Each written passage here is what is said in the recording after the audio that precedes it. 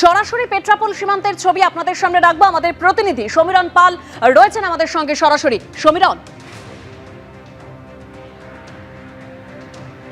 দেখো, যেহেতু আজকে পেট্রাপোল সীমান্তের ছবিটা স্বাভাবিক এবং বাংলাদেশ থেকে প্রচুর মানুষ এদেশে যেমন আসছেন, তেমনি এদেশ থেকে বাংলাদেশে আতঙ্কে ফিরছেন পরিজনদের কাছে। কেন গত কয়েকদিন ধরে যে ছবিটা দেখা যাচ্ছে যে পেট্রাপোল সীমান্তে যেহেতু হিন্দু তথা সংখ্যালঘুদের উপর যে অত্যাচার চালাচ্ছে মৌলবীরা, এই মৌলবাদীরা, আর সেই মৌলবাদীদের অত্যাচারে আক্রান্ত হচ্ছেন হিন্দু মানুষজন, এই তারা আতঙ্কে দেশে ফিরছেন এবং যারা দেশ থেকে এদেশে আসছেন প্রয়োজনীয় কাজে বা আত্মীয়দের বাড়িতে, তাদের একটাই ভয়াবহ অভিজ্ঞতা। তাদের বক্তব্য, বাংলাদেশে এই মুহূর্তে প্রশাসন বলে কিছু নেই।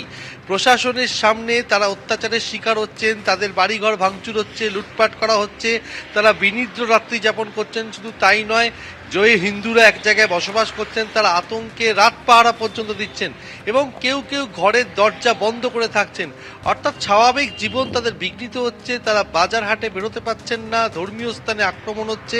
অর্থাৎ গত কয়েকদিন ধরে লাগাতার আক্রমণ চলছে সংখ্যালঘু হিন্দুদের ওপরে এবং যে প্রশাসন রয়েছে তারা কার্যত ঠুটো জগন্নাথ, পুলিশ দাঁড়িয়ে দাঁড়িয়ে দেখছে, এমনটাই অভিযোগ। এবং সেই ভয়াবহ অভিজ্ঞতার কথা যারা আসছেন বেনাপোল সীমান্ত পেরিয়ে পেট্রাপোলে অর্থাৎ এপারে আসছেন, শুধু তাই না, এবং তারা আতঙ্কিত। যারা আত্মীয়ের বাড়িতে বেড়াতে গেছিলেন তাদের বক্তব্য, তাদের পরিজনেরা যথেষ্ট কষ্টের মধ্যে আছে, দুশ্চিন্তার মধ্যে রয়েছেন, বিপদে রয়েছেন।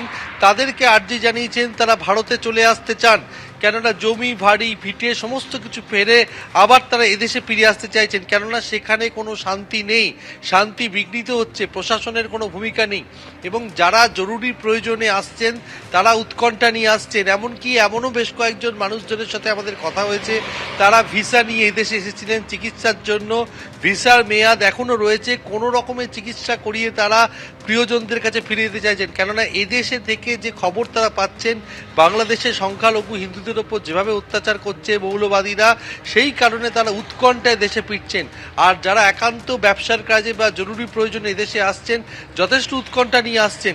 এবং শুধু তাই না, এবং এই দেশ থেকে যারা ওদেশে যাচ্ছেন তারা যেটা জানাচ্ছেন যে সেখানে ভারত বিরোধী আন্দোলন, যারা ওপার বাংলার বাসিন্দা এপার বাংলায় তারা কাজের জন্য কখনো চিকিৎসার জন্য আসেন, তারা যথেষ্ট উৎকণ্ঠায় উদ্বেগে রয়েছেন, কারণ পরিবার পরিজন রয়েছেন ওপার বাংলায়। অন্যদিকে ওপার বাংলা থেকে অনেকে নিরাপত্তার কারণে ওপার বাংলায় চলে আসছে।